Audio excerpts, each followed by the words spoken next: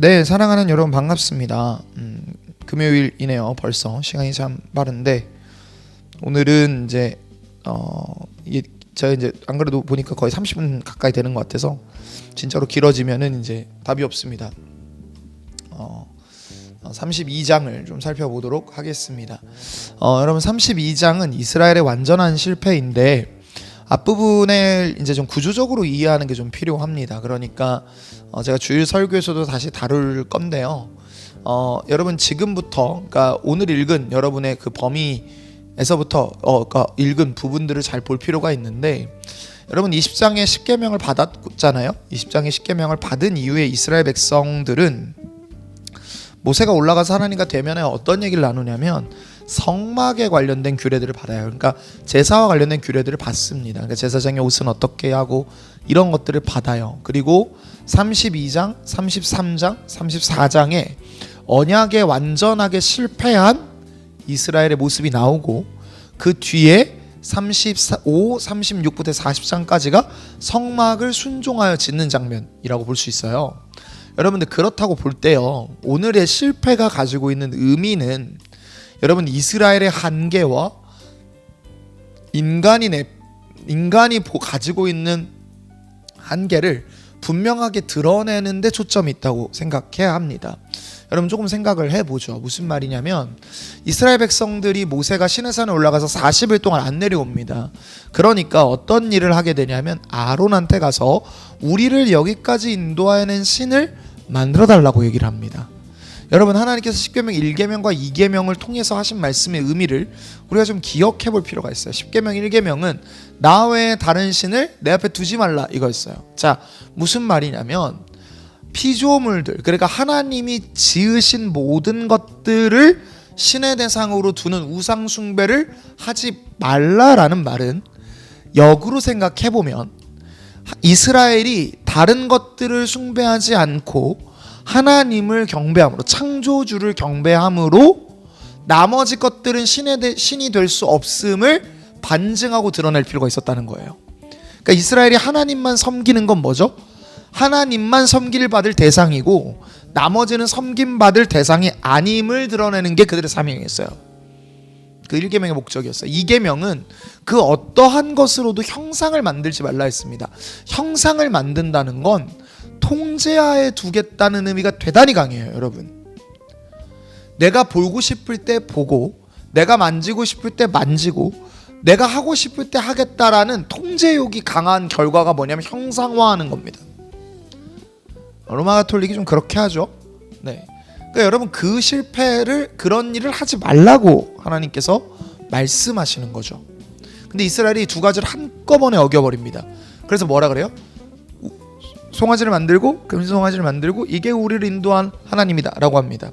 그러니까 왜 금송아지였냐면 수소는 이제 힘의 상징이었을 거고 이집트에서 좀 그런 이미지들이 있었을 거예요. 그러니까 갖다 썼겠죠. 그러니까 쉽게 얘기하면 이방 문화를 갖다가 그대로 쓴 겁니다. 신명기와 연결지어 생각해보면 하나님이 진짜로 하지 말라고 하는 거 제대로 하고 있는 상황이라고 생각을 해볼 수가 있죠.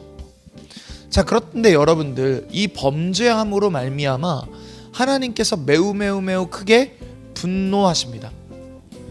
여러분들 왜 그러냐면 저들이 어떠한 존재로 부름받았는지를 완전히 망각하고 있다라는 거예요. 저들은 하나님의 전적인 은혜로 노예에서 자유민이 되었고 하나님의 전적인 은혜로 해방이 되었음에도 불구하고 여전히 저들은 구습을 따라 사는 삶의 모습으로 살아내겠다는 거죠. 그러니까 하나님이 주권자인 삶을 사는 게 아니라 하나님의 뜻에 순종하는 길을 걷겠다가 아니라 내 마음에 있는 내 길을 내 진리로 여기면 내 마음대로 살 거예요를 여전히 표방하고 있었다는 거예요. 그동안 부족하다고 하는 것들은 하나님이 채우셨어요. 하나님의 능력을 보이셨어요. 근데 이건 뭐냐면 아주 본질적인 죄입니다. 본질적인 죄. 그러니까 여전히 내가 주인으로 살겠다는 본질적인 죄 앞에 하나님은 굉장히 분노하신 거죠. 그리고 내가 저들과 우리가 이제 33장 이번 주일에 살펴볼 텐데 저들과 함께하지 않겠다라고 말씀하실 정도의 하나님이 큰 분노를 낳게 되고 모세에게 다 멸해버리자라고 하는 분노를 낳게 됩니다. 여러분 그 다음에 충격적인 장면이 오늘 나오죠.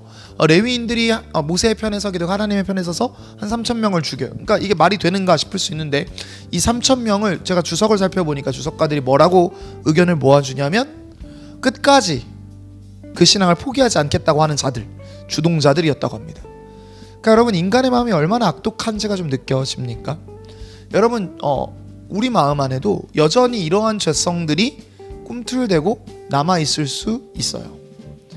내가 나로 살겠다, 하나님 없이 살겠다 라고 하는, 여러분 우리는 우리 뜻대로만 살겠다라고 하는, 하나님 없이 내 마음대로 살겠다라는 이상한 독립성, 이상한 비틀어진 자아 정체성을 가지고 살아낼 때가 굉장히 많이 있습니다. 그런데 여러분 그게 어떤 결과를 낳냐면 하나님이 우리를 돕는 손이 아니라 치는 손길이 되는 결과를 낳게 됩니다. 여러분 하나님은 우리의 모든 죄를 그의 십자가의 은혜 안에서 사하시지만 하나님은 우리가 여전히 죄 가운데 살지 않기를 바라십니다. 용서가 주어졌기 때문에 방종할 수 있는 게 결단코 아닙니다. 여러분들 이 부분에서는 존 오웬이라는 어떤 그 신학자이자 목사님께서 잘 설명을 해주시는데 이런 말을 합니다. 여러분 보면 존 오웬이 뭐라고 표현을 하냐면 신자 안에는 신자를 이끌고자 하는 강력한 두 가지 힘이 있다는 거예요. 하나는 뭐냐면 여전히 잔존하고 있는 죄의 영향이 우리를 죄로 이끌고 가고자 한다는 거죠. 그리고 하나는 하나님께서 끝없이 우리를 힘을 주셔서 하나님의 방향으로 나아가게끔 하고자 한다라는 겁니다.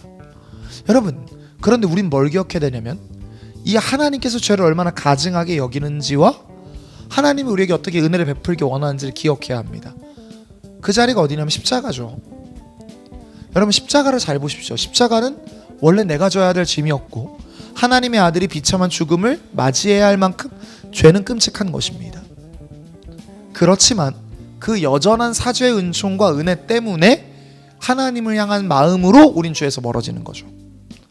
여러분 죄에서 멀어지는 건 우리의 의지로 막 죄를 끊어내겠다가 아니라 하나님을 향한 마음으로, 하나님을 향한 뜻으로, 하나님을 향한 생각으로 나를 채우겠다는 것. 그래서 하나님이 내 삶을 지배하게 하겠다는 것이 우리에게 회복되어야 되죠. 그게 진정한 회복으로 나아가는 길일 겁니다. 그러니 여러분 오늘 하루도 여러분이 반복적으로 짓고 있는 죄에 대해서 철저하게 회개하고 돌이키고 그리고 끊어내겠다라는 마음이 여러분의 의지가 아니라 성령께서 주시는 감동으로 말미암아 이루어지는 오늘 하루가 될 수 있기를 우리 주님의 이름으로 축복합니다. 기도할까요? 하나님, 이스라엘이 끝없이 하나님을 자기의 손에 두고 통제하고자 하고 끝없이 하나님 없는 삶을 꿈꾸었던 것을 봅니다. 주여 우리 역시도 그리 살지 않도록 도우시고 오직 주의 안에 살아내 은혜 안에 살도록 인도하소서. 아버지께서 그렇게 우리를 이끌어 가실 것을 믿고 감사드리며 예수님의 이름으로 기도했습니다. 아멘.